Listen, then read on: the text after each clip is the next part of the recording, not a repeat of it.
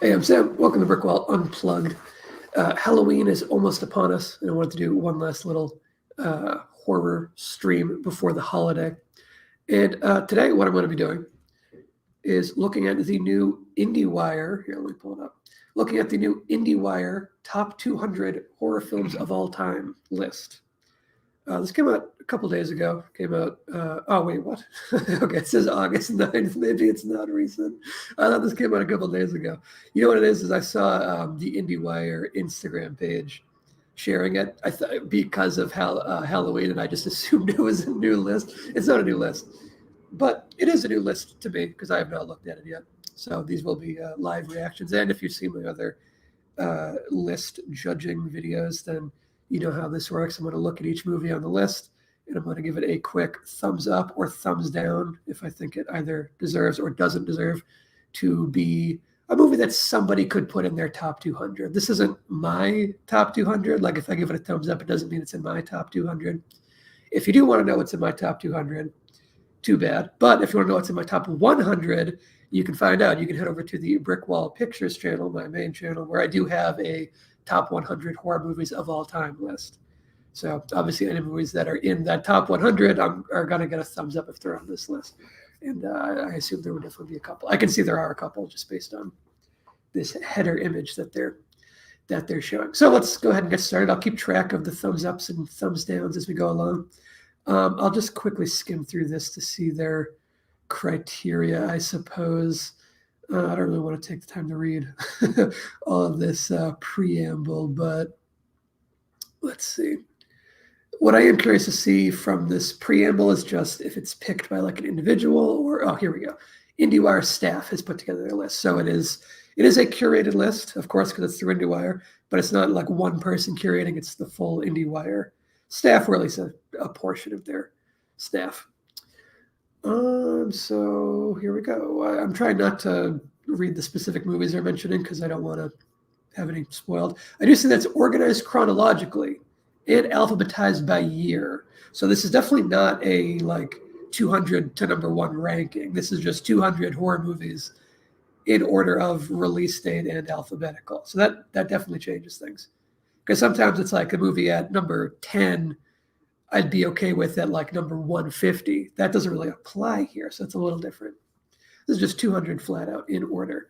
So the oldest, Cabinet of Dr. Caligari, that's thumbs up. It's a good one. It's not in my top 100. If I was doing top 200, maybe it would make it in there. But it's a good one. It's I probably would say it is the best of, as far as if we're going chronologically, if we're going to go back this far, then it probably does have to be Cabinet of Dr. Caligari. Nosferatu's are around the same time. However, Nosferatu is definitely in similar league as Caligari. The Golem, How He Came in the World. I don't think I've seen this one, so I can't pass judgment on that. The Phantom Carriage I have seen. It doesn't leave as big of an impression as Caligari, I wouldn't say. But I think it's fine, especially for what it is and for when it came out. Haxan, I like. Haxan's good. Haxan gets an enthusiastic thumbs up. And it's one of these old 20s horror movies that is like slightly under the radar compared to Caligari and Nosferatu. So I like seeing Haxan get some love. And here's Nosferatu, because of course it's on here. Nosferatu, big thumbs up. It's excellent. I do much prefer Werner Herzog's Nosferatu the Vampire. Huge improvement. Excellent movie. Phantom of the Opera, thumbs up, of course. It's a good one. Dracula, I'll give it a thumbs up. We have lots of classics on here. Frankenstein is a thumbs up. If I was going to go Frankenstein or Dracula, I go Frankenstein. It is crazy, though, in retrospect, that they're from the same year. It's easy to lose sight of that. They both came out in 1931. Like, how crazy is that? Two of the most iconic horror movies of all time released in the same year. That's nuts. Freaks, good. Thumbs up. Freaks is good. Bride of Frankenstein, I really enjoy as well. I'd say it's about on par with the original. Some people say it's even better. I think they're about on par. I think they're both really good. So that's another thumbs up. Cat People. I'm a big fan of the Paul Schrader cat people from the 80s, which was like notoriously trashed and hated by critics of the time and stuff. And you can see why. It's a very, there's like no connection to the original cat people. Paul Schrader just went and did his own thing. He kind of took like the very basic premise of it and went and did his Paul Schrader thing. I Walked with a Zombie. I don't think I've seen this one, or if I have, it was no, I don't think I've seen this one. So I won't judge that one. The Ghost Ship. I haven't seen this. I've seen that modern movie that's called Ghost Ship that I don't think is actually connected to this at all. I think they just have similar titles. That one that played on FX all the time. The Leopard Man. I have seen this, but it was so long ago that I don't really remember enough to judge it. I don't remember it being anything special. I found it kind of forgettable. I won't give it a flat-out thumbs down, though, just because it's definitely too foggy in my memory to properly judge, I would say. The Seventh Victim, I'm not familiar with. I haven't seen this one. The Lodger, I've seen this one.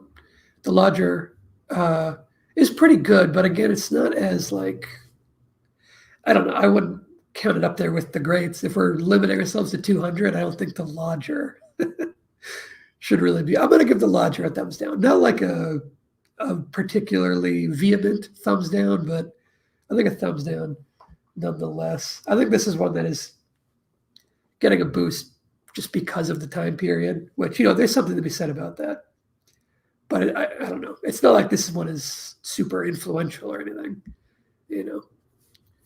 That's our first thumbs down. And it's not a huge thumbs down. It's a good list so far. But again, it's chronologically ordered. So Dead of Night.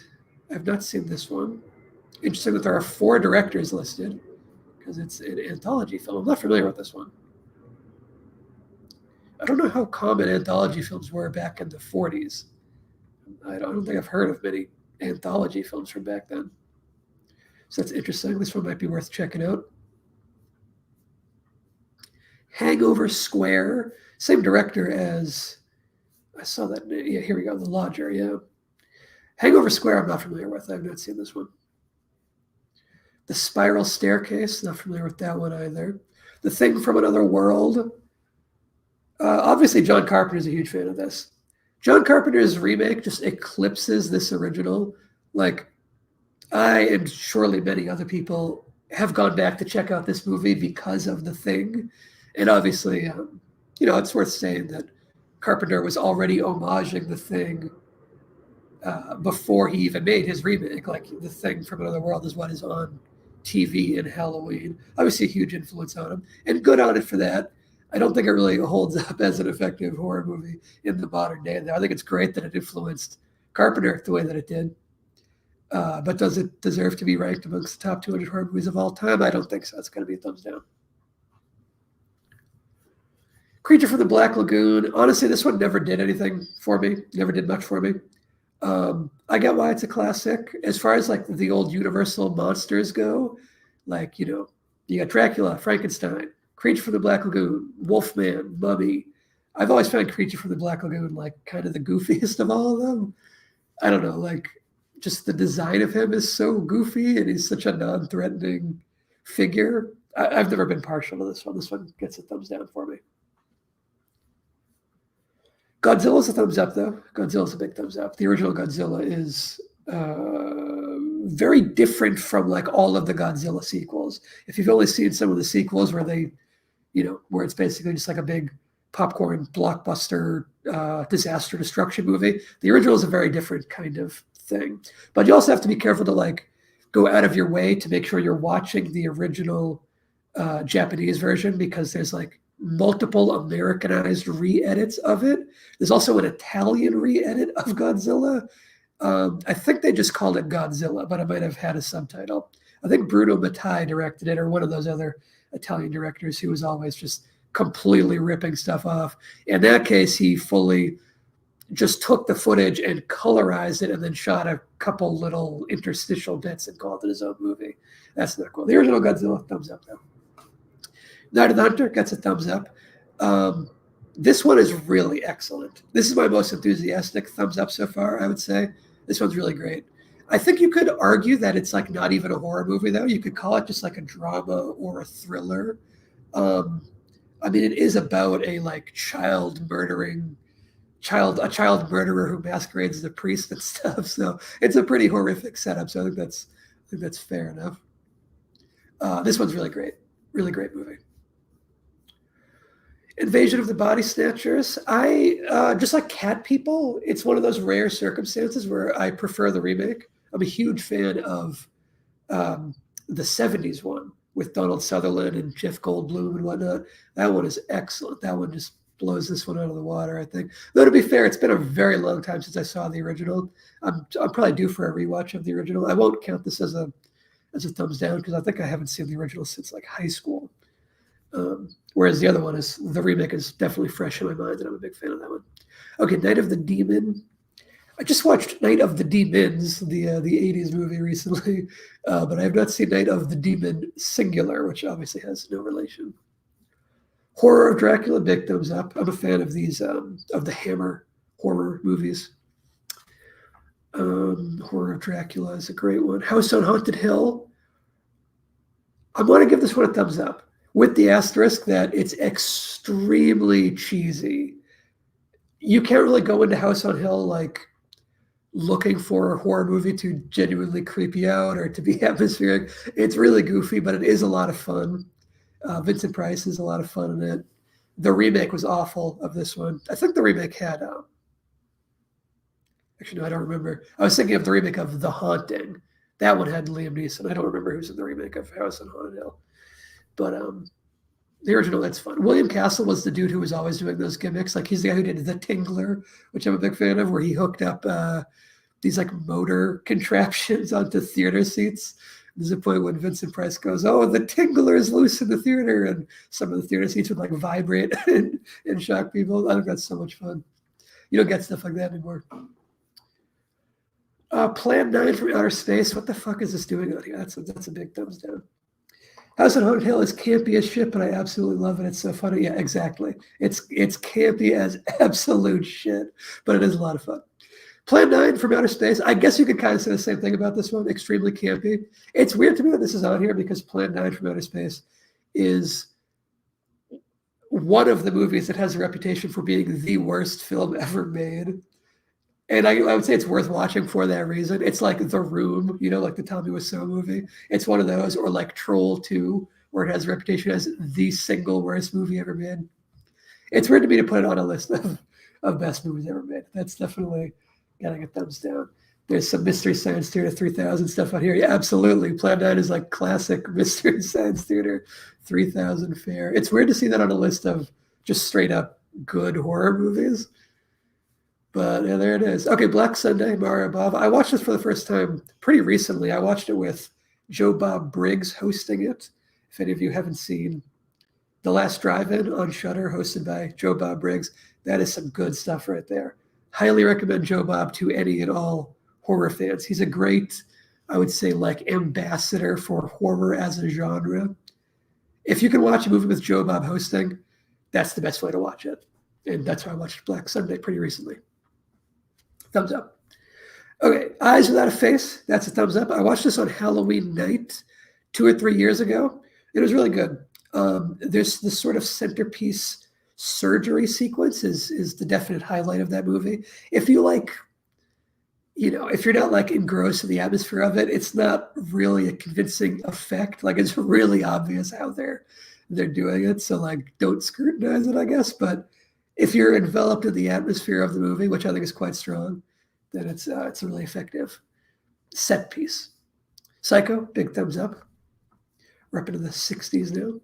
Village of the Damned, I've never seen. I also haven't seen John Carpenter's remake.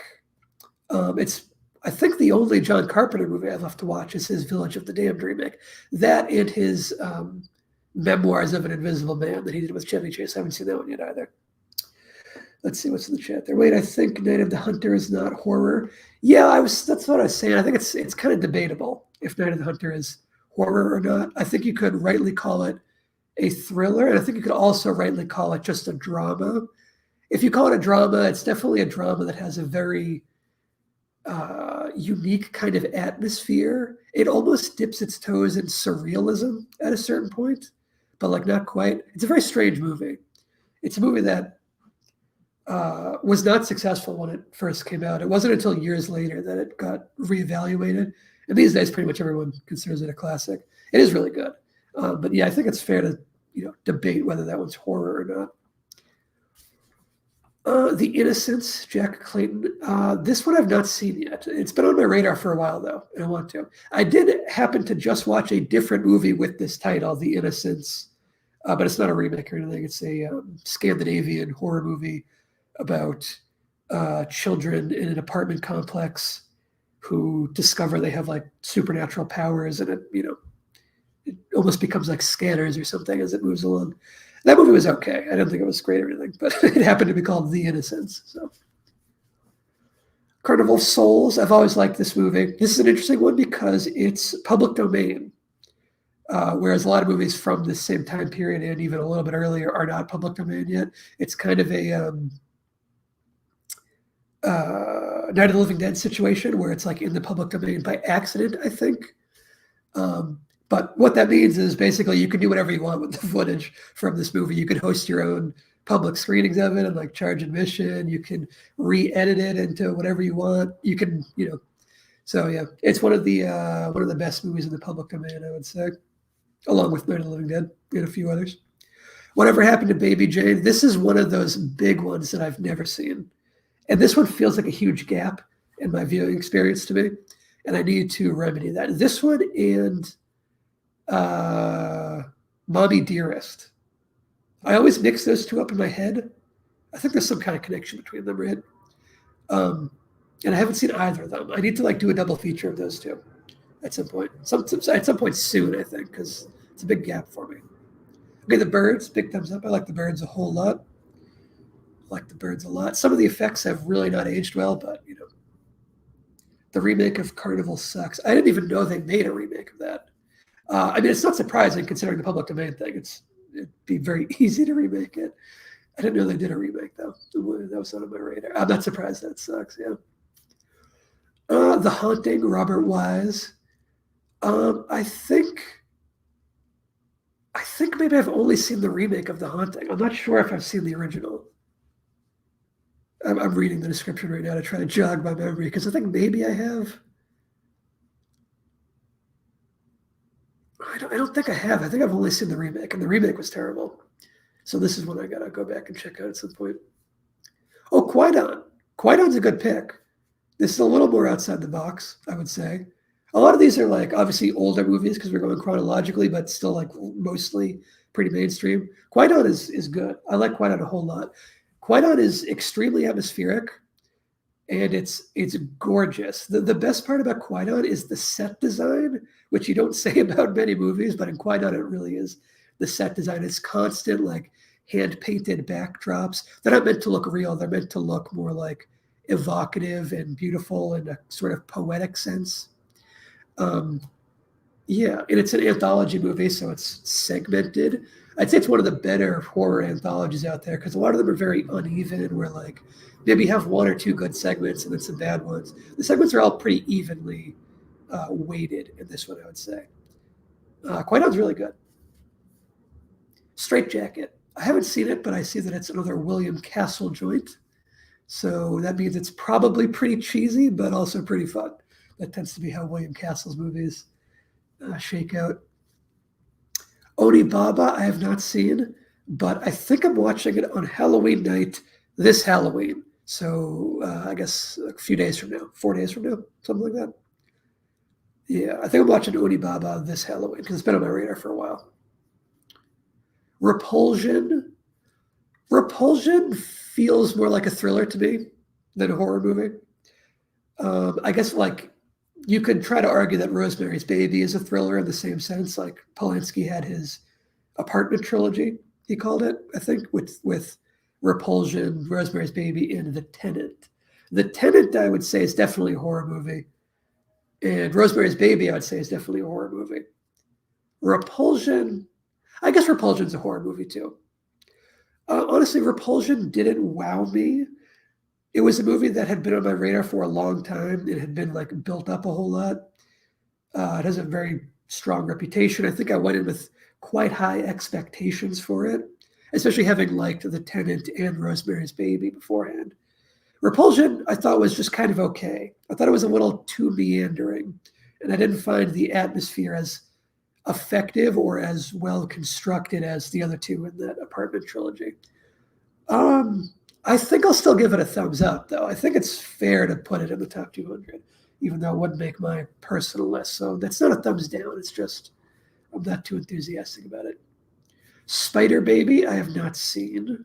Jack Hill is an interesting filmmaker, though. He did lots of exploitation films, including like some of the more quintessential grindhouse movies. Like he did some of those women in cages movies back when that was a whole subgenre, the women in prison exploitation subgenre. V, I'm not familiar with. One of those rare horror movies made in Russia during the Soviet era. This is okay. That's interesting. I respect this pick because I've never even heard of this movie, and I will add that to my watch list eventually. Hour of the Wolf, Ingmar Bergman. I've not gotten to this one yet. I've been very slowly working my way through Bergman. He's one of those great filmmakers like Andrei Tarkovsky, where I didn't want to go through his movies too quickly, if you know what I mean. Like sometimes I want to, binge through a director's entire body of work. Other times I want to go slow, watch like one and then let it linger and really savor every movie from their finite body of work. And Bergman's one of those where I don't want to run out too quickly. So Hour of the Wolf is one that I'm holding on to. Kuroneko, I have not seen. This is another one that it was on my list of like try to get to these in October. I didn't end up getting around to it though. Hour of the Wolf is great. Take your time with it. Yeah, I'm definitely looking forward to it. I've loved every Bergman that I've seen thus far, which isn't too many because, like I said, I've been going very slow. So far I've seen The Seventh Seal, Winter Light, which was very eye-opening as far as its influence and connection to Paul Schrader's First Reformed. I kind of felt like I was watching the same movie almost. And Persona. Persona was excellent. Persona was my favorite of the Bergmans that I've seen this far. I think I saw another one, but it's escaping me what it is right now. It might have just been those three so far.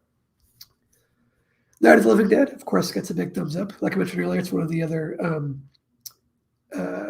public domain ones. Did you see Tarkovsky's Stalker yet? I've not seen Stalker yet. I'm saving Stalker for last. I just watched Nostalgia recently, and I was able to see it at the Academy Museum in Los Angeles.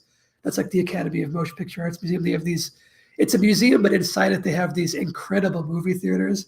And I was able to catch the world premiere of a brand new 35 millimeter restoration print. And I was like, I'm so glad that this is how I was able to see the movie for the first time. So I'm almost kind of like, maybe I just like wait until they show Stalker there. I don't know if they ever will, though, is the thing. So I have to weigh, am I going to just wait and hope that they do that? Or do I eventually just bite the bullet and watch it, on my TV, which is probably how I'm going to end up seeing it. Speaking of Rosemary's Baby, here it is. Big thumbs up. Excellent piece of work. A Bay of Blood. Now, the thing with Mario Bava is all of his movies have so many fucking alternate titles because he would like re-release them over and over again. So I have a hard time remembering which Bavas I've seen because it's possible. Let me see. Bay of Blood alternate titles. Carnage, Twitch of the Death Nerve, and Bloodbath. Yeah, I watched it under Bloodbath, so I have seen this one, but only under its like fourth alternate title. Yeah, okay, I know it as Bloodbath. And as Bloodbath, I'd say it's pretty good. It's not one of my favorite Bava movies, and Bava has some really good movies, but it's pretty good. It's not his worst either. I'd say his worst is probably Kill Baby Kill, and even that one's still, pretty good. Still has some really creative horror moments. The Blood on Satan's Claw. Here's another one I'm not familiar with. I like seeing outside the box picks like this. Yeah, so I'll add this one to my list and give it a look. The Devils, big thumbs up. I have a full review for The Devils over on my Brickwall Pictures channel. That was part of the Macabre Month of Horror, I think 2 years ago, maybe 3 years ago. Probably 3 years ago, yeah. But I have a full review for that one over there. I love this movie. It's excellent. Willard. I haven't seen Willard yet, but I was on its IMDb page like last week for something. I don't remember how I got there, but I was like, I got to get around to this one. But yeah, I haven't seen that one yet. Don't Look Now. I don't love Don't Look Now as much as a lot of people do. I'm still going to give it a thumbs up because I think it's worth putting on here. For me, well, okay, so Don't Look Now is most famous for its ending, which is incredible. And its ending is kind of like a masterclass in editing all on its own, just that one sequence. The way that's edited is really miraculous, I would say. The thing with Don't Look Now, though, is I don't really care for the rest of the movie. The buildup to it I found very sloppy and meandering and not all that interesting. It was like lots of like sad sex scenes is like what comprises the bulk of that movie, and there's not a whole lot of tension. There's not even all that much plot going on until like that third act and then the incredible ending. So I don't love Don't Look Now. I think it's very flawed, but it does have an incredible ending. And, you know, odds are it's one of those endings that gets spoiled all the time. If you haven't had it spoiled for you yet, then it's worth going and checking out because it really is a really great ending. Ganja and Hess, this one gets a thumbs up. This movie is really influential as well as far as like the blaxploitation subgenre goes. Ganja and Hess and like Blackula and whatnot were kind of from around this era. And I like the blaxploitation genre. There's a lot of great movies that came out of that. Let's see. Chet says, that's too bad. Sutherland and Christie are both terrific performers. I would say they are both really good in that movie, too. The thing is, I actually haven't really liked any of Nicholas Roeg's movies that I've seen. And that includes, I'm really sad to say, The Man Who Fell to Earth. I'm a massive David Bowie fan, and I was so excited to watch that. I was like saving it for a long time, and I finally watched it, and I didn't like it at all. Bowie was really good at it. And I would say Sutherland and Christie are good in this as well. I don't really like the way Roeg tells his stories in these very loose, meandering ways. It doesn't really work for me, his style. And that's fine, right? Like, it's just a preference thing. I don't think it's bad at all. Messiah of Evil, I have not seen. I'll check this one out, though. I've heard this one mentioned like once or twice. It's definitely a little more under the radar. I see they're calling it an underseen gem right there. Sisters by Brian De Palma gets a thumbs up. I like this one. I think it's not one of De Palma's best, but it is really good. The best part of Sisters is the opening, the way that, as you can see in this image, the way the split screens are utilized. This isn't like a, composite image that they're doing for it. This is how it looks in the movie with the split screens. De Palma was always great about using split screens, and this is no exception. Honestly, I think Sisters might have his best use of split screens in this early sequence. The Exorcist, huge thumbs up. The Exorcist, phenomenal. The Wicker Man. You know what? The Wicker Man's a thumbs down for me. The remake is awful and goofy as hell, but I don't think the original is very good either. I think I've talked about this before. I think it came up on some other list that I gave a thumbs down to. Maybe the Rotten Tomatoes horror top 200 horror list or something. And yeah, I got to give it a thumbs down. I don't like this movie. I don't think it's very good. It is not as bad and not as baffling as the remake, but I don't think it's good. It's weirdly like not a horror movie at all until the really iconic actual like burning scene. And that burning scene is really good. Kind of like Don't Look Now. It has a really great ending. But what precedes it doesn't really work for me. Black Christmas, thumbs up. I enjoyed Black Christmas a lot more than I expected to. I only saw it for the first time, I think 2 years ago, around Christmas time. and it knocked my socks off, to use an old man phrase. I was expecting it to just be kind of okay, and I thought it was really excellent as far as like proto slasher goes. Really good stuff. It exceeded my expectations. Oh, here we go. Texas Chainsaw Massacre. Big ass thumbs up. If you saw my top 100 horror films list, my personal list, then you know that I named the Texas Chainsaw Massacre the best horror film ever made, and I stand by that. I just talked about it again, actually, in my jump scare video essay, which just went up yesterday on the Brickwall Pictures channel, which was my Halloween horror video essay that was supposed to come out back in the first week of October, and it got DMCA taken down, blocked from YouTube, and it took me all the way until October 26th to finally win the copyright dispute because, of course, the video is fair use. Anyway, that video is finally up now, much later into the month than I wanted it to be released, but it's finally up, and in it I talked about Texas Chainsaw Massacre again. Oh, Deep Red. I love Deep Red. This is my favorite Argento movie. I like it more than Suspiria and any of the other ones. Though admittedly, he has a couple I haven't seen yet. Like I haven't seen Opera yet, and I haven't seen Four Flies on Gray Velvet. Is that the title? Something like that. Something with some combination of those words, I think. I haven't seen that one yet either, but Deep Red is my favorite of the one I've seen. And a big part of that is the soundtrack, because I think it's Goblin's best soundtrack. And a huge part of why Argento's movies and a lot of Italian horror movies, let's be honest, a huge part of why they work so well is the soundtrack. And I think Deep Red has Goblin's best soundtrack, and they are like some of the best soundtrack makers out there. Jaws, thumbs up. It's an easy one. Rocky Horror Picture Show, thumbs up. Carrie. This is kind of a controversial opinion. I'm not wild about Carrie. I don't love Carrie. Argento tier list coming at some point? I would say yes, but probably not anytime soon. But probably yeah. I think I'll eventually get around to that. I haven't done a tier list in a while, actually. I still have to do my Cassavetes tier list. I meant to do a Cassavetes tier list to pair with my big Cassavetes video essay, and I never got around to it. But I'll get around to it eventually. I'm not wild about Carrie. It's another one that I think has a great ending, and then the rest of the movie isn't that good.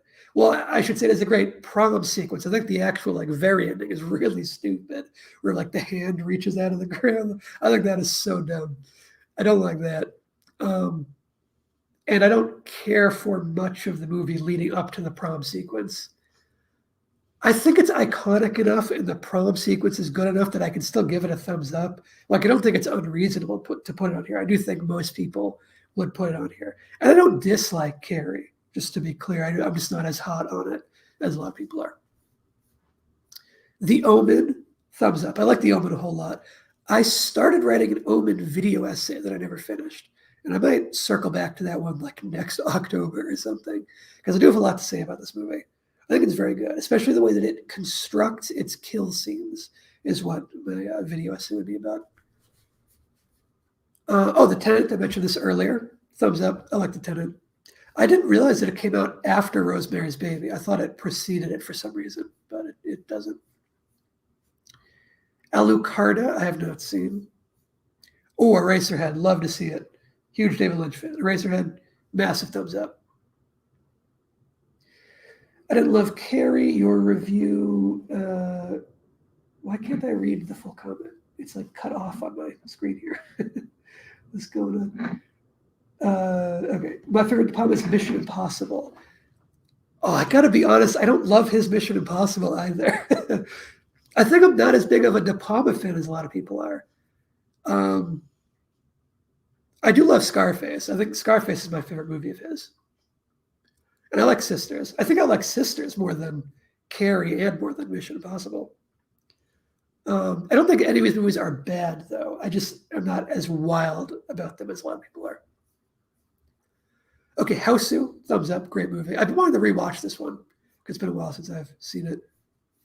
Suspiria, I just mentioned. I prefer Deep Red, but I do think it's really good. Dawn of the Dead, George A. Romero, fat ass thumbs up. I think this was what I named my second favorite horror movie of all time. It might have been third. I think it was second, though, when I did my big list. I think Evil Dead 2 was third and this was second, but I might be mixing those up. The order is, pretty fluid. But yeah, obviously, love this one. Huge thumbs up. Halloween, big thumbs up, of course. Oh, okay. They have both Invasion of the Body Snatchers on here. I was saying earlier, I prefer the remake, and yeah, big thumbs up. This one is so good. Again, great ending with Donald Sutherland again with the point and shout. It's iconic and it's great. This one, though, the whole movie is really great.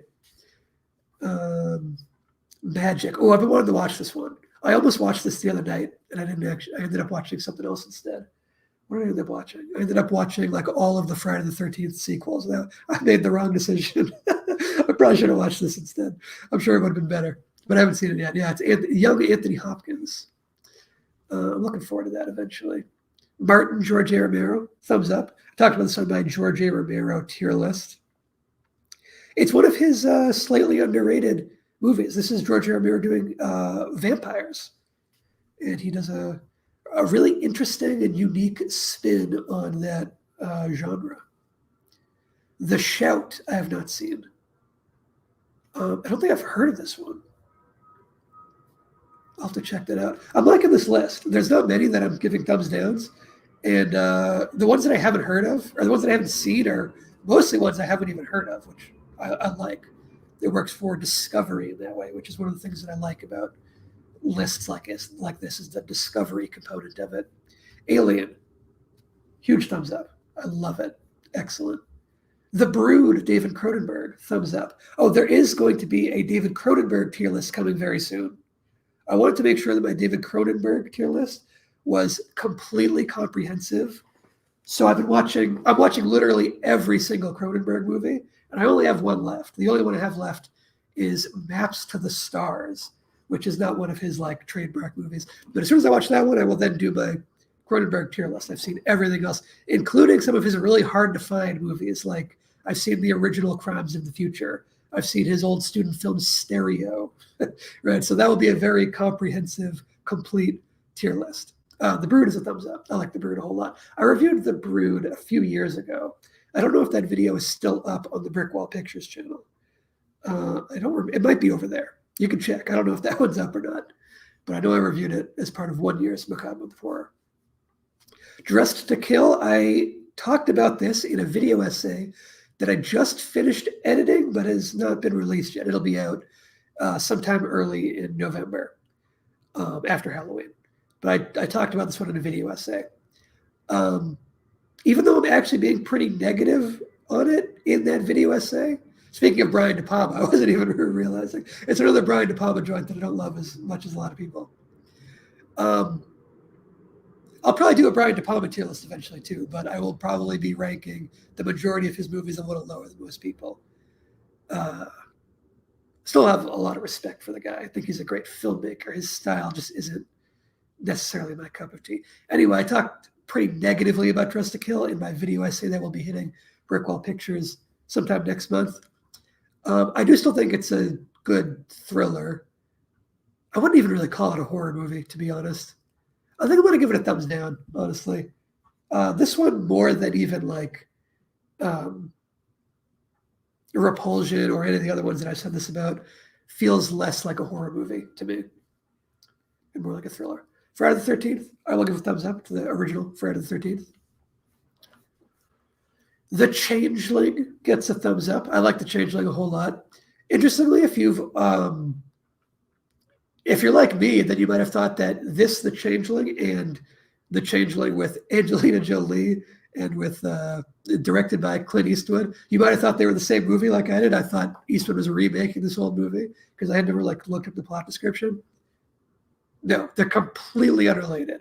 That Changeling is some other story about a woman's child being like swapped out by the government or whatever. And I didn't really care for that movie. This Changeling is much more like Poltergeist. It's like a ghost haunting movie. And I think it's a really good one of that kind of subset. I'll give it a thumbs up. I honestly kind of hate the original Friday the 13th. Honestly, a lot of people feel that way.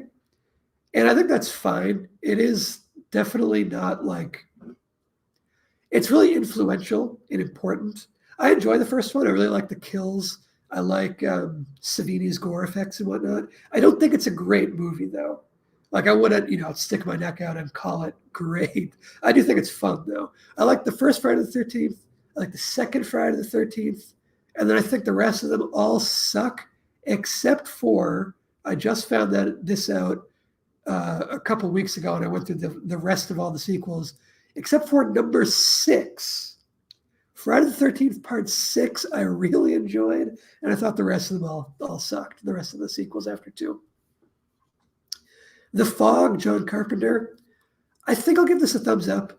It's definitely lesser John Carpenter, though, I would say. It's not one of his best. I would say it probably has one of Carpenter's weakest scripts from this era, but it has a really great soundtrack and a really great sense of atmosphere. Also, the cast is pretty phenomenal, front to back. So it's still a good time. It's a thumbs up still.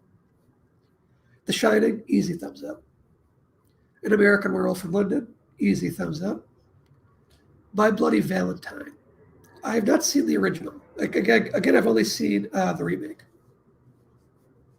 Oh, Possession. I love to see Possession. This movie is so good, and it was underrated for way too long. I think it is like finally getting its due. That happens every once in a while where a movie is like underrated for years and years and years, and then eventually the like cinema community kind of comes around on it. I think that's happened with Possession.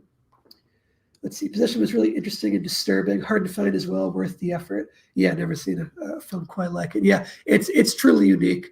I would say it has some of the best performances you'll ever see in a horror movie from both of them in this image here. If this movie made me such a fan of Sam Neill, I had seen him in a bunch of movies, and I'd always thought he was pretty good. The fact his performance in this made me like a diehard fan of the guy, where now I will watch like anything he's in that isn't like a mainstream blockbuster kind of thingy. Like if it's like a little indie movie. Him being involved made me really excited to see The Omen 3, where I had previously had no interest in seeing it. The fact that he plays grown-up Damien was really exciting to me. That movie ended up not being anything noteworthy, but Possession is excellent. This is very, very high recommendation from me. The Evil Dead, huge thumbs up.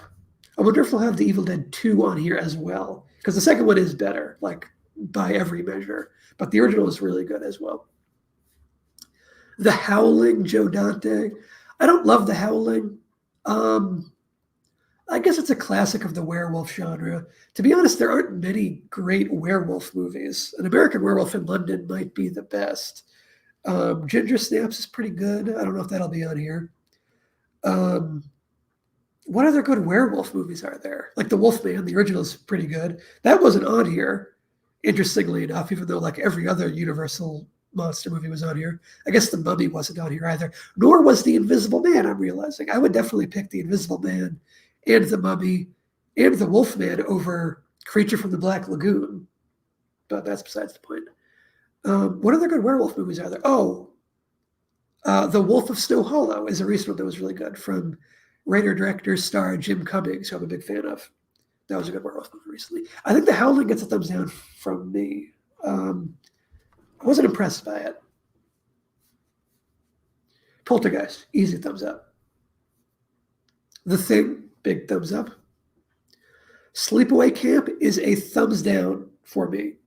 Just like Dressed to Kill, I talked about Sleepaway Camp in that same video essay, my upcoming video essay.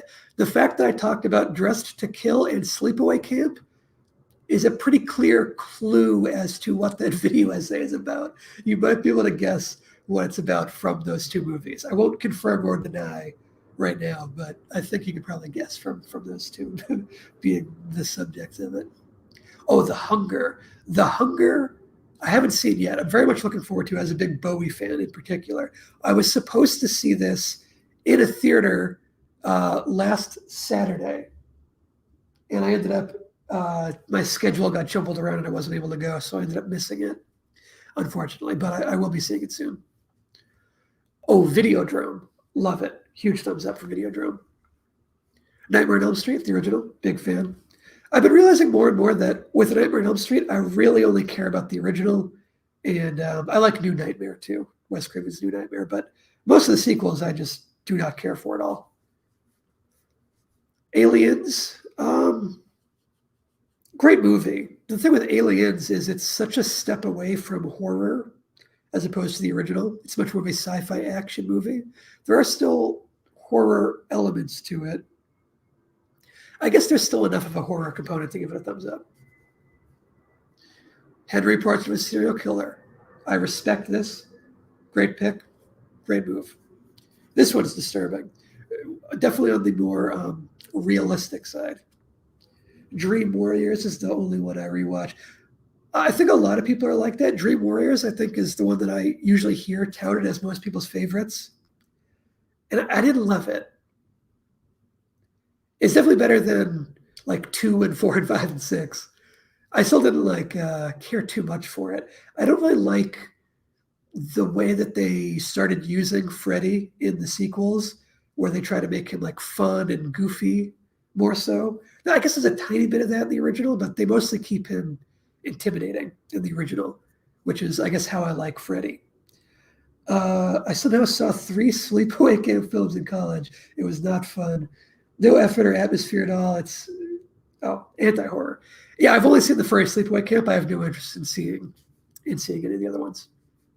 The Fly, Cronenberg, love it. I like seeing the Cronenberg representation on here.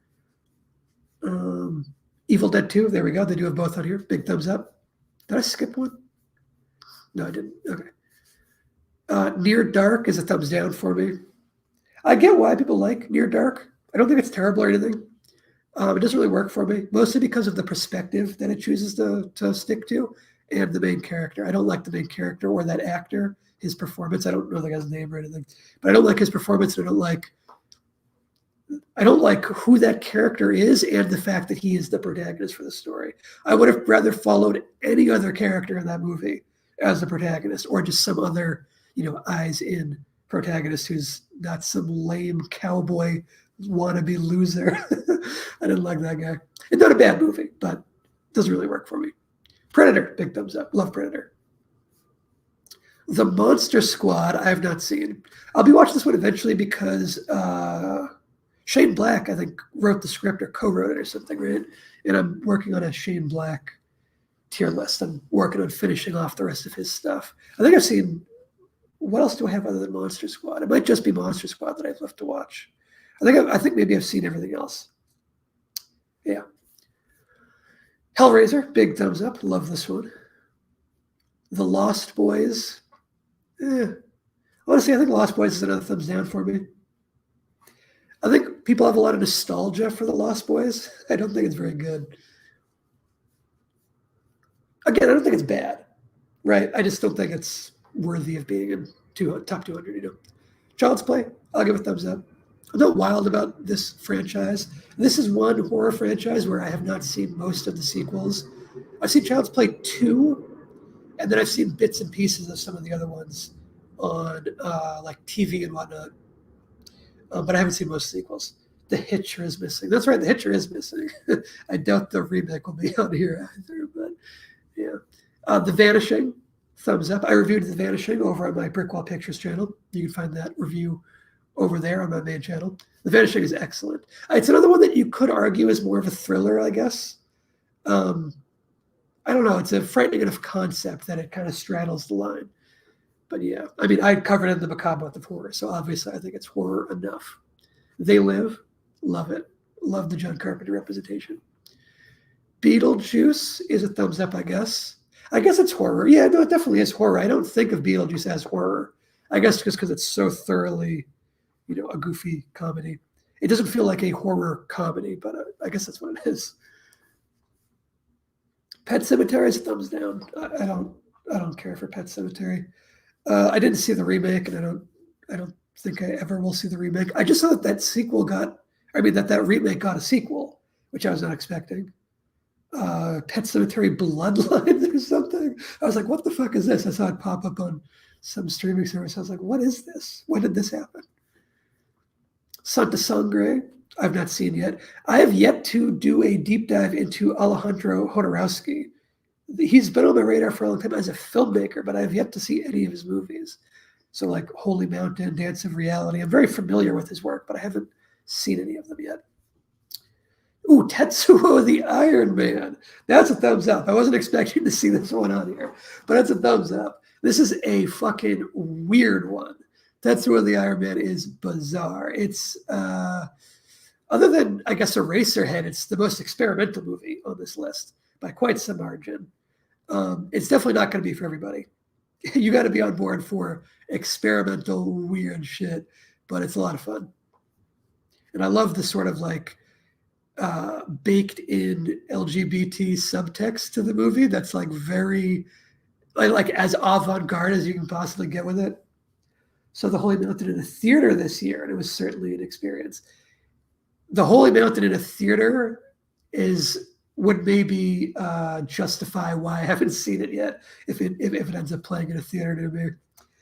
MF makes Lynch look reasonable and normal. For Tetsuo, yeah, it makes Lynch look reasonable and normal. Tetsuo is wild.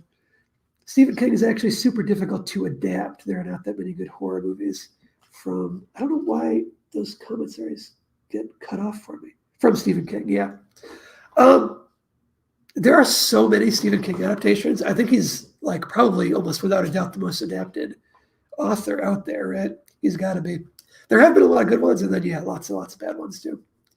Jacob's Ladder. Jacob's Ladder. I think I can give it a thumbs up. It's another one that I don't love as much as a lot of people do. I don't think it's very good. It's one that I want to rewatch because the ending's very polarizing, and I myself was polarized by the ending. I got to rewatch this one. I'm going to give it a thumbs up. It's well made enough, and there's enough to respect about it regardless. Misery is a thumbs up. I like Misery a whole lot. Nightbreed is a big thumbs down. I don't know what that's doing on here. I'm always surprised when I see love for Nightbreed because I think it's just a total mess. I love Clive Barker. The one really great thing about Nightbreed, the one thing that I would say makes it still worth watching is the fact that director David Cronenberg plays like the main villain of the movie. And he's the best part of the movie. It's not just like, oh, it's David Cronenberg. He also has the most interesting character by far. He has a really creepy mask, which is like genuinely creepy, just the mask on its own. And his performance is really good. He's like the only thing that works in Nightbreed for me, though. The rest of the movie is so like totally confused and like not executed well. The effects like half look really good and half look terrible. It's a weird jumbled movie. The thing with Clive Barker is he's a phenomenal writer and he was never really a particularly good filmmaker. I think you could kind of say that Clive Barker wasn't really a filmmaker. He only made a couple movies. He made Hellraiser and Nightbreed, and like that's it that people have like heard of. I think he might have done one or two other things, but like his resume as a director is very short. And when you like research the making of Hellraiser, you'll find that Hellraiser was kind of like not directed by Clive Barker. The more you look into it, the more you'll find that the guy who's credited as the cinematographer for Hellraiser also kind of directed it. Like he picked up a lot of the slack for Clive Barker, not really knowing how to be a director. So the cinematographer of Hellraiser deserves way more credit than he ever gets. Misery and The Shining. There we go. Good Stephen King horror films. Common denominator. S-tier performers in both films. Very true. Yeah, those are very performance-heavy films. Also, like, it's a fair point that The Shining is not a good adaptation, right? Like, Stephen King famously hated Kubrick's version of The Shining so much that he went and made his own. So yeah, you can still say it's hard to adapt because arguably Kubrick didn't really even adapt it.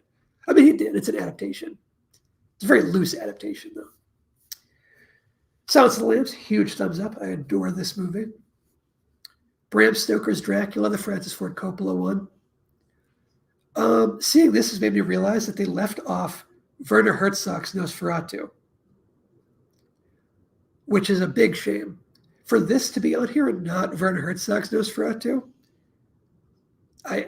that rubs me the wrong way. This movie I think is pretty good. I'll give it a thumbs up, but Herzog's one is so much better. They're great, but honestly, 1408 is my favorite adaptation. Hey, I'm a fan of 1408. That's an undersung Stephen King adaptation right there. I don't know how it compares to the book. I've not read the book. That's a good movie though. 1408. I wouldn't say it's like underrated. It's got big stars and whatnot. I really like it. I've watched it many times actually. It's highly rewatchable. Yeah, solid flick. I could see myself doing a video about that one at some point. Candyman, big thumbs up. I wonder if the Candyman remake will also be on here. I thought the remake was pretty good, but not as good as the original. I guess it's not even really a remake. It's more like a requel, I guess, a reboot. Dead Alive is a huge thumbs up.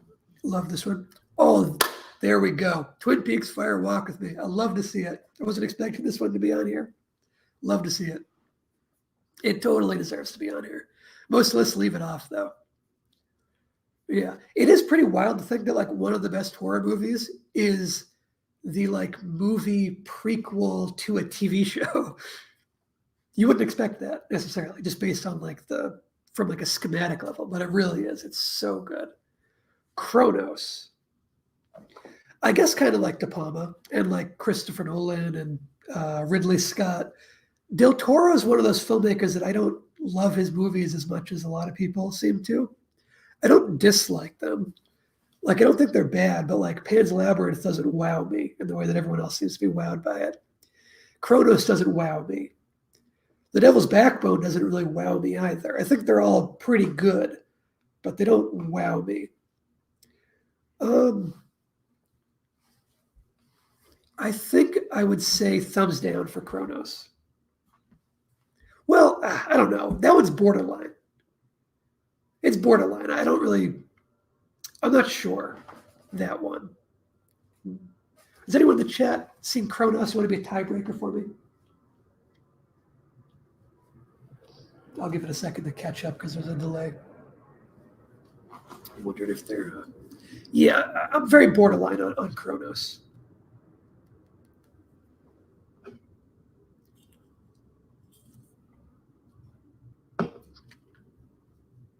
I don't know how big the delay is. I'm just going to move on.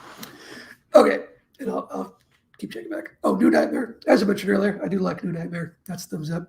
There's no numbers on here, so I don't know how far through the list I am. Safe, Todd Haynes. Interesting. I didn't know this was a horror movie. I haven't seen it. It's high up on my watch list. I plan on watching it soon. I had no idea that it was a horror movie. I thought it was a drama. So that's interesting. Tales from the Hood, I haven't seen yet. I do want to, though. I'm looking forward to that eventually. Scream. Thumbs up. That looked like I was hesitating on Scream. I wasn't. I don't know when I paused there. My brain just like shut off for a second. Scream's an easy thumbs up. The Craft, I have not seen. Eve's Bayou, I've not seen. I think I've only ever heard the title of this one mentioned like one time. I don't know what it's about or anything. Samuel Jackson's in it. Funny Games is a thumbs up. Funny Games, this is the original one. I saw the original Funny Games many years ago, and I just, maybe a week ago, watched the remake, which was also by Michelle Haneke, same filmmaker, remaking his own movie. And I think I prefer the remake over the original. And I think it comes down to the performances. I think Tim Roth, Michael Pitt, Naomi Watts, Brady Corbett, I think they're all so good in their respective roles. Two of them as the creepy fuckers, two of them as the parents. I think they're all so good that it kind of took the remake up one extra notch from the original. Not that the acting in the original is bad by any means. Really well performed as well. I should probably rewatch the original too and do like a direct comparison. But yeah, big thumbs up. I Know What You Did Last Summer. I've never seen this one. This one never appealed to me. This is probably the biggest of the like famous slasher franchises that I've just never seen. Ringu gets a thumbs up. the original. I like it. It's better than Gore Verbinski's The Ring, even though a lot of people, I think, say his remake is better. I prefer the original. The remake is okay. It's one of the better American remakes of a J horror movie. But I do still prefer the original. Audition, big thumbs up. Respect for putting this one on the list. Blair Witch Project, that's thumbs up. The Sixth Sense, This is another one that, like, I know it's about ghosts and stuff, but it doesn't really feel like a horror movie to me at all. I think it's just like a drama that has ghosts in it, right? Maybe a thriller, you could argue. But is it a horror movie? I really don't think so. Does just having ghosts in the movie make it a horror movie? I don't think so. I don't think of The Sixth Sense as a horror movie, like in the slightest. It doesn't feel like it's ever trying to be creepy or atmospheric or anything. I'm going to give it a thumbs down on that basis. Final Destination is a thumbs down. Final Destination is an easy thumbs down. That whole series is not good. From the first one to the fifth one, I've seen them all. None of them are very good. Some of them have like fun moments, but none of them are like cohesive, good movies. Okay. Oh, Ginger Snaps, I mentioned earlier as one of the better werewolf movies. I like Ginger Snaps. It's pretty good. Scary Movie. I'm going to give that a thumbs down. Okay. Brotherhood of the Wolf, I have not seen. Sounds like another werewolf movie, though. I'll have to check it out because I definitely want to see better werewolf movies. Pulse, thumbs up. Kiyoshi Kurosawa, love to see it. I would hope that his movie Cure is on here as well, but I think Cure came out before Pulse, didn't it? Does that mean that I thought Cure was like 97. Does that mean that they left it off? Yeah, 97. So they put Pulse on the list, but not Cure. Cure is so much better than Pulse. You got that one wrong, IndieWire. The Devil's Backbone I mentioned earlier. It's Del Toro. I think I liked it more than Kronos. Again, I'm not like wowed by it. Something about Del Toro's style just, I don't know, doesn't connect with me as much as I would like it to. I wish I loved Del Toro's movies as much as everyone else seems to. I always think they're like pretty good, you know. I think I can give it a thumbs up. The Others, I can give a thumbs up. Really good atmosphere, a couple solid scares, good performances. Trouble Every Day. So Trouble Every Day, like I mentioned earlier, I almost just saw The Hunger in theaters. It was supposed to be a double feature of The Hunger and Trouble Every Day. There's a repertory theater near me that was doing a double feature of those two. And I had my tickets and everything, or like reserved tickets, not like, not like in hand. I didn't go to the theater, but I had my reserved tickets online and all that. And my schedule got fucked up and I couldn't go. Very disappointed by that. I was looking forward to both of these movies. I think I'm still going to watch Trouble Every Day. I might squeeze this in on Halloween night instead, because I do really want to see this one soon. I mean, 28 Days Later, big thumbs up. Great zombie movie. Ju-on The Grudge is a thumbs up. I just watched the two movies that came before this. Did you know that Ju-on The Grudge is the third movie in the series? I had no idea for the longest time. I thought Ju-on The Grudge was the start of the series, but it's not. There was Ju-on The Curse and then Ju-on The Curse 2 that were both from the late 90s, like 99 or maybe even like 2000. Actually, I think it might have been 2000. I had no idea that those existed for the longest time. I just watched both of them. I would say if you're going to watch those early movies, seek out what's called the Ju-on The Curse combo edit that combines those two movies, because they were made for TV movies, and The Curse 2 spends like half of its runtime just recapping the first Ju-on The Curse. And you don't need to see that. It's just a waste of time. Watch the combo edit. It's on YouTube. And I just watched it the other day, so I'm sure it's still up. But just to be clear, it's not as good as The Grudge, those first two movies, because they are made for TV, very, very low budget. They're also shot on real crappy early digital cameras. The white balance is all over the place. The shots are like terribly lit and and like they're exposed incorrectly and stuff. They're really ugly. There's still enough like meat to latch onto there that I think they're marginally worth watching if you're a fan of these movies, or you could start with them and then watch the series in order. Oh, I wasn't expecting this one. May. May's a decent little movie. Is this the same Grudge that was remade? Did they randomly just remake the third film in a trilogy? They did. Yeah, I think that's part of the confusion with why I didn't know that there were two other movies, because The Grudge is the third one in the series, but when they remade it in America, they just remade the third movie as The Grudge.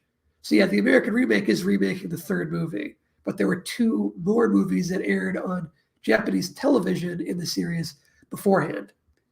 Now, to be fair, it's not like these are very plot-heavy movies, Like it's kind of just the same thing over and over again. A haunted house brings people in and then kills them. So it's kind of like, yeah, you kind of can just jump into the third movie and it's fine. But yeah, it's the third one. Okay, back to May. May, I think it's pretty good, but it's not, I wouldn't say it's top 200 worthy. I'm going to say thumbs down, but it is pretty good. And it's probably one of the more underseen movies on here. And I would say it is worth watching. May is pretty good. But I just don't think it's top 200 worthy. Signs is a thumbs down. I'm surprised to see Signs out here. Oh, they have the remake of The Ring on here. I'm going to say no on the basis that the original is a little bit better. And you don't need both on the same list. I don't know. If I was doing the list, I would make it so that a remake is ineligible, either the remake or the original, not both. Like I do a sequel rule too, but obviously not doing that. Yeah. Again, The Ring remake is fine. Like there are some really good parts. Like I would say that the actual tape that she like crawls out of and all that, the tape that actually curses people, is really, really well done in the remake. To give it some credit there. I still like the tape in the original. I wouldn't say that the remake has the better tape, which I have seen some people say. The original's tape I found effectively creepy, but it's definitely more minimalist and more restrained. A Tale of Two Sisters, respect for putting this on here. I will lose all of that respect if they also put Goodnight Mommy on here. Because as I've said in other videos, there's an airplane going overhead. I don't know how audible that is on the stream. I'll wait for that to pass for a second, I guess. Okay. As I said in other videos, Goodnight Mommy, now I gotta, this is so fucked up because now it takes so long to explain. Here's the timeline, right? A Tale of Two Sisters, South Korean horror movie. Great stuff, right? A Hungarian movie came along called Goodnight Mommy and completely ripped it off. Goodnight Mommy, I enjoyed until I watched Tale of Two Sisters and went, oh, they just ripped off this movie. Just shamelessly ripped it off. Then Goodnight Mommy just got an American remake, even though A Tale of Two Sisters already had an American remake.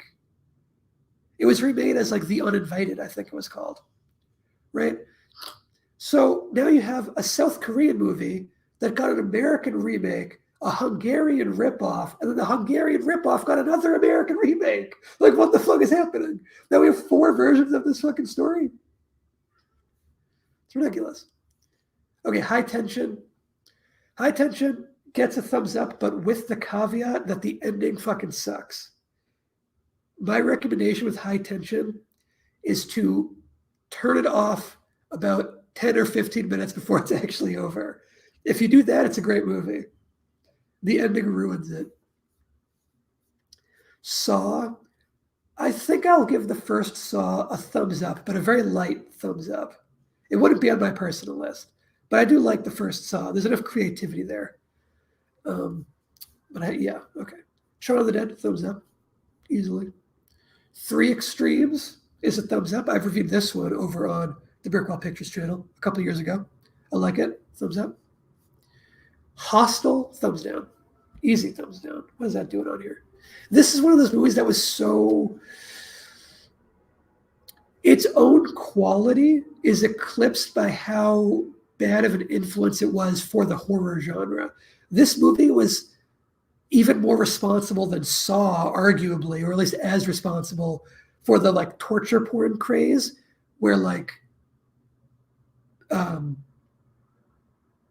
kind of dominated like that 2000s period of horror.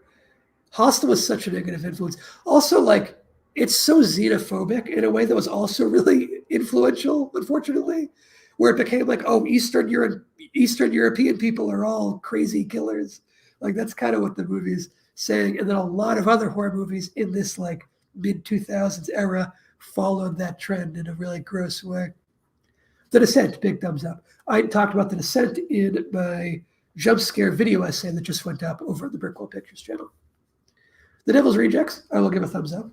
I like that movie. Inside, thumbs up. I respect it. That's not one that I necessarily expected to see on here. Thumbs up. Paranormal Activity, big, fat fucking thumbs down for that one. This movie sucks. And again, bad influence on the horror genre moving forward, I think.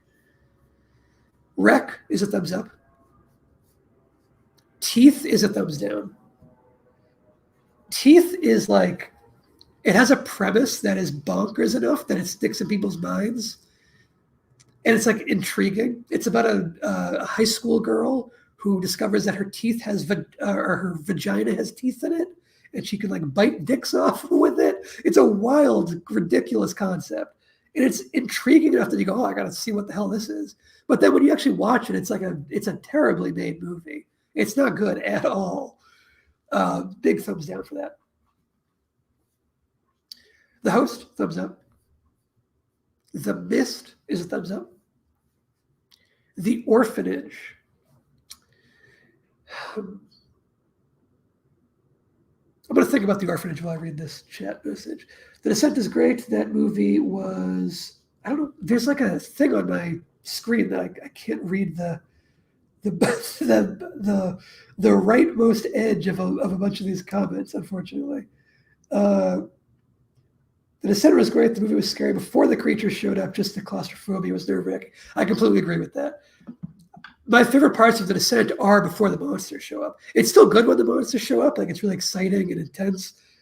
For me, it is the claustrophobia stuff, that like slow creeping, like especially the part where they're when they're dangling over that big chasm, extremely tense. And then that pays off later on. But then the other part where they're going through that really tight, like crawling passageway, and they have to like dip down into the murky water and come up. Excellent stuff. That's great. That's phenomenal tension building right there. That's my favorite sequence in that movie, is specifically when they're crawling through that really tight tunnel. They like dip through the water and all that. One of them gets stuck and is claustrophobic. Okay, back to The Orphanage. I've seen this movie like 3 times, maybe even 4 times, honestly. I even hosted this movie once at a screening, which is something I did a couple of times. I haven't done it in years, but I used to host Halloween horror screenings at like a couple times at like a community theater thing, and then a couple times in the back of this jazz lounge that I knew some people who worked there, and I held horror screenings in the back of it. So I like hosted this movie before. I don't think it's that good is the thing. I hosted it because it was like in 2007 or maybe 2008 or 2009 or something when the movie was new. And I was doing a triple feature, and it was like, one old classic, and my old classic was, if I remember correctly, Night of the Living Dead. And then it was one obscure, like, not obscure, like lesser known horror movie. I don't remember what I picked for that. I know one year I did Tucker Dale versus Evil. A different year I did, what did I do? I don't remember. But then one that was like new from that year or from like the last couple of years. And I know I did The Orphanage. Another year that I did it, the recent one was The Woman in Black, that Daniel Radcliffe one, which I also don't think is that good. I think The Orphanage is a thumbs down. It's not bad, but like it's not top 200 worthy. Trick or Treat. This movie I think is okay. There are some like diehard fans for this one. And I think it's understandable. I would watch it again. It was enjoyable enough.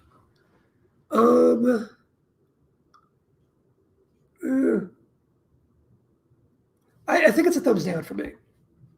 But I will rewatch it, and I might like it more in a second watch. Maybe it'll grow on me. Let the Right One In, thumbs up. I like it. Martyrs, thumbs up. I was wondering if this was going to be on here because they had like Inside and whatnot on here. I'm glad to see Martyrs. Yeah, great stuff. This is the because since I mentioned the torture porn genre with Hostel, Martyrs is the movie that like redeems the whole torture porn craze. Martyrs like makes that subgenre, that like craze that was mostly terrible. Martyrs makes that worthwhile. It's like it was all worth it because it led to this. And obviously it's new French extremity. It might have, The Strangers is a thumbs down. I don't like this movie. I remember seeing it like right when it came out, not in theaters, but I remember I grabbed it on DVD as soon as it hit like home video. I watched it right then. I was like, oh, this is what everyone was like raving about, because it was very popular and very successful. And I didn't get it. I didn't like it. And I've watched it again over the years. I've seen it, I think, 2 more times, like always just like years in between. I watched it again somewhat recently because I always see it show up in lists like this and people talk fondly about it, about how good it was. I think it was when the sequel came out. They did a much belated sequel. It was called The Strangers Kill at Night or Pray at Night or something, right? I didn't see the sequel, but everyone talking about the sequel was like, oh, the original was so much better. And I was like, was it though? So I went back and rewatched the original again, and I still think it's not good at all. So yeah, it's a thumbs down. I don't like The Strangers. I don't get the appeal of it. Antichrist, I have not seen yet, which is wild. I don't know how I haven't seen this one yet, but I haven't. I'll get to it soon. Drag Me to Hell. I watched this, I think, 3 Halloween nights ago. It was on Halloween night that I watched it. I thought it was pretty good, but I didn't love it. I think it's a thumbs down for me, but not the biggest thumbs down. Jennifer's Body, I saw on TV many years ago. And watching it on TV, I don't know if I saw the full thing. I think it like aired on FX or something, and I like saw part of it. I don't think I ever saw the full movie, so I won't read it. House of the Devil is a thumbs down. House of the Devil is a real one-trick pony. It nails one thing perfectly, which is this like throwback old school aesthetic, like visually, the sound, the way it's shot and everything. Ty West nails that throwback style. The actual substance of the movie is so nothing. It's like the most cliche, generic horror, like autopilot template junk at the end. And then the vast majority of the movie is just nothing happening. It's just killing time to reach feature length, which is kind of how I feel about a lot of Ty West's movies. I'll be doing a Ty West tier list soon enough. I still have to see The Sacrament, and Maxine might be out before I get to it, so I'll probably include that too if it comes out before I get around to it. Shutter Island, big thumbs up. Love this one.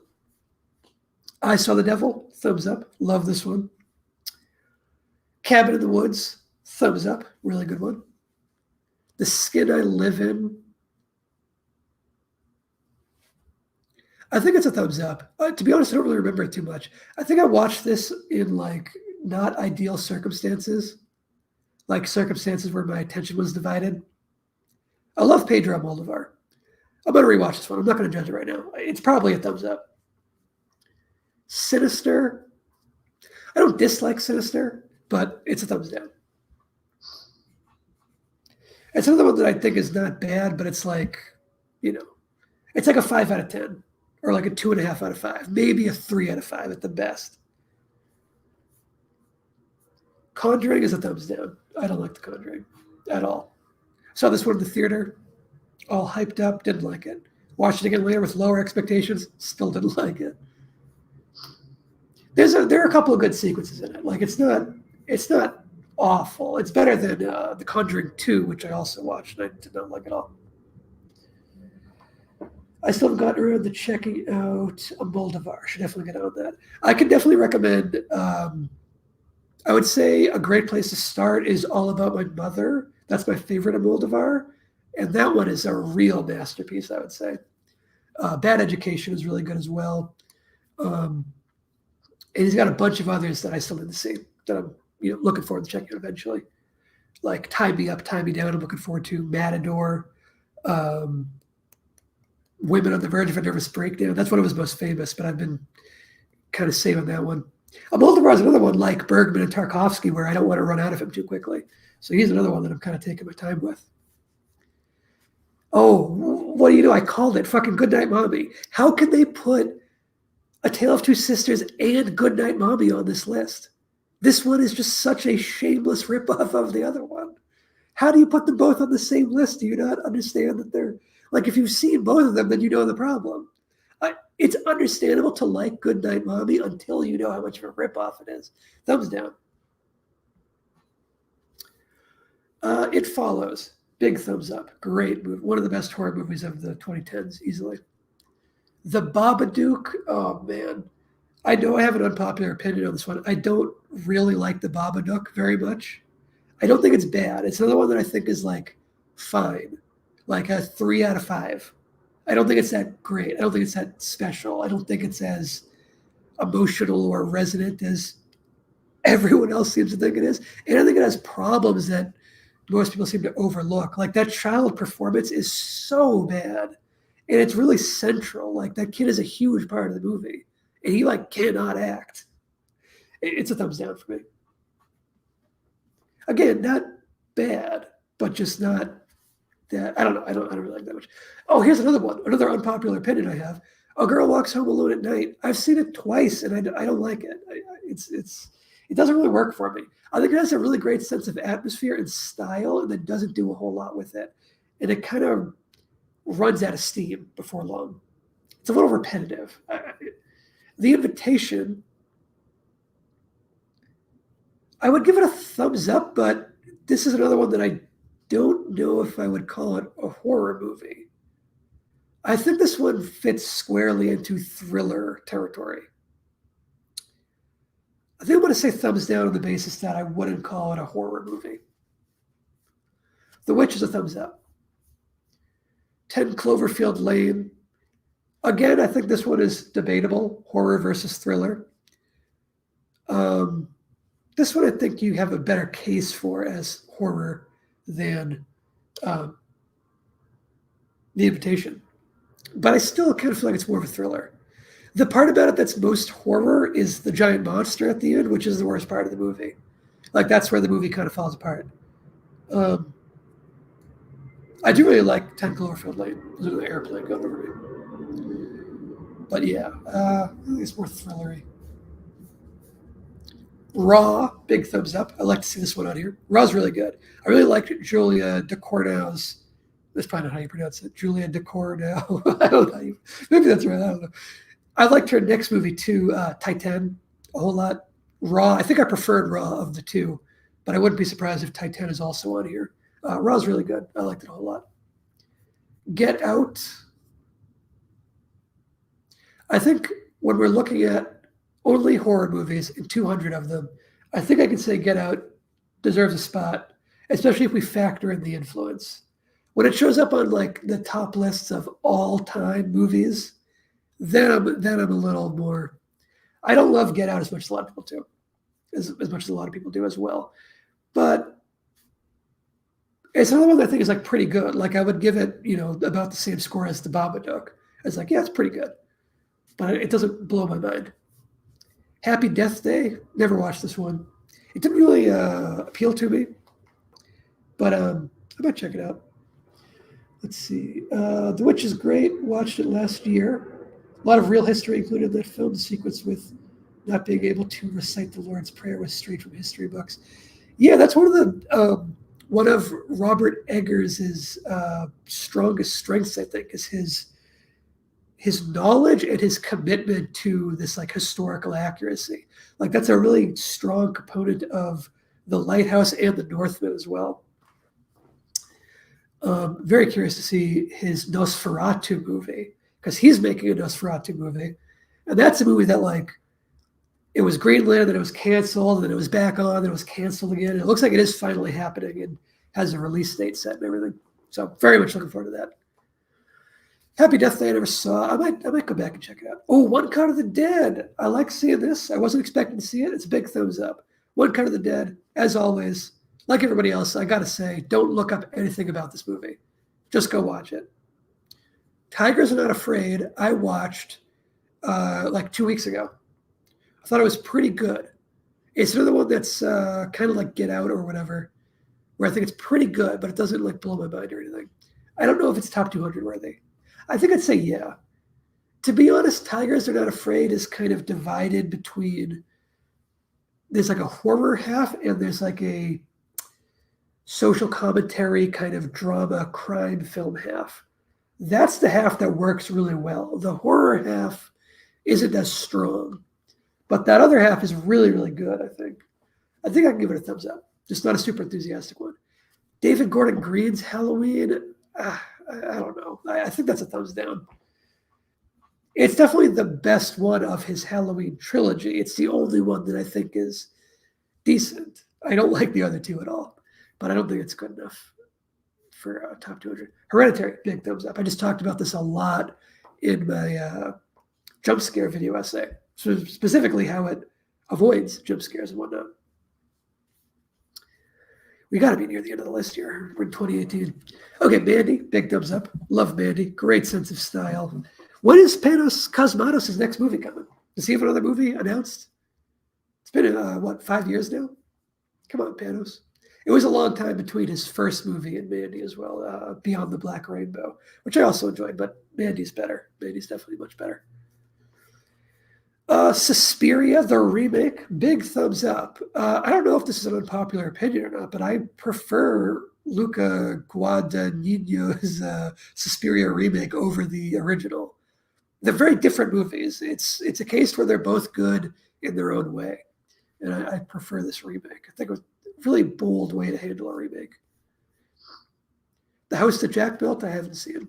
I've heard this one is better if you've already seen like all of Lars von Trier's other movies. I don't know why. I just heard that and I said, okay, I won't watch this until I watch all of his other movies. Midsummer is a thumbs up. Ready or Not, I enjoyed. Thought it was pretty good. I don't think it's top 200 worthy though. I think it's a thumbs down. I do think it's pretty good though. It's definitely worth watching. It's worth watching, but yeah. Us is a big thumbs down.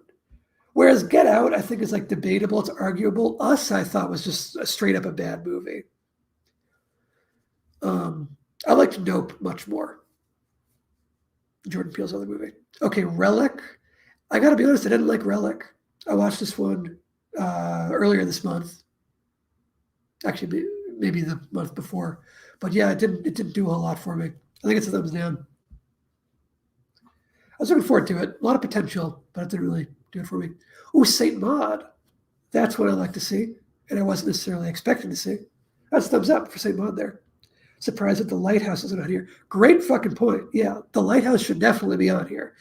That's a great point. I didn't even realize. Yeah. How is The Lighthouse not on here, but you have like Us and Ready or Not? Like, how does Ready or Not make it, but The Lighthouse doesn't?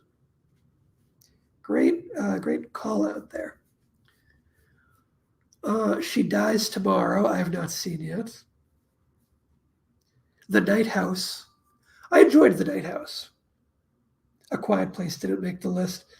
Looks like it. A Quiet Place, I think I would give a thumbs down, personally. And I didn't see the sequel. But it does seem like a movie that would be on this list, considering what the other movies are.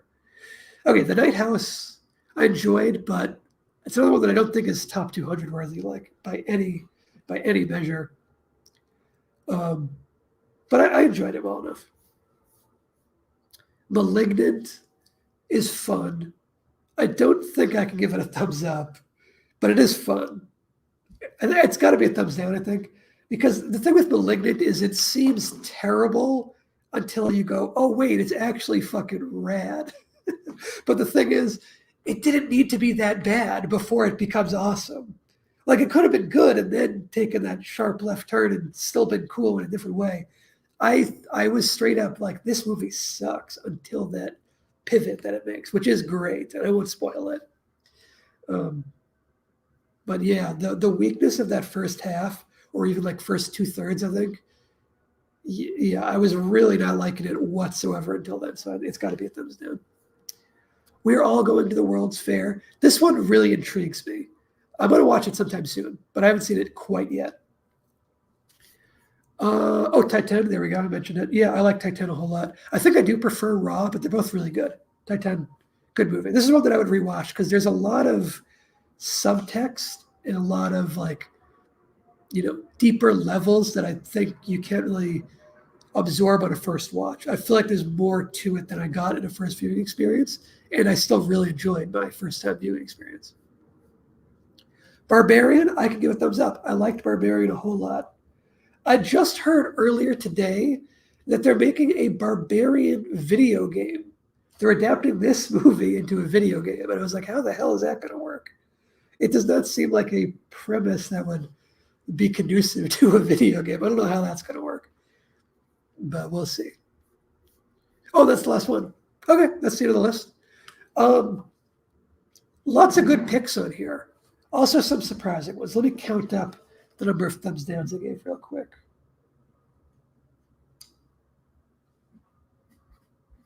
Okay. This is the number of thumbs downs that there were. 42. 42 thumbs downs is kind of a lot, honestly. It is a list of 200, so 42 thumbs downs, that's almost a quarter of the list. That's almost 25%. Not quite. Well, a little under. It's not great. It could be much worse. There were some really good picks on here. I would say there were a lot of surprising in a good way picks, along with plenty of picks that were surprising in a negative way. Yeah, and then I'll give it some bonus points, the list itself, some bonus points for having a few movies that I'm not familiar with that I am curious to check out, especially some of the a couple of the older ones, like that Russian one. Was it V? Right? Yeah, like this one, like a couple of these other ones, like this one, The Blood on Satan's Claw. Like there's a couple I haven't heard of that I'm intrigued by. So I'll give the list some bonus points for that. But yeah, I would say pretty good list overall. Pretty good horror list. And I think it nails the list component that I really like, the discovery component of it. So yeah, I think that's where we'll end this stream. We're at the end of the list here. Thanks for watching, and happy Halloween, everyone. Go watch some scary movies.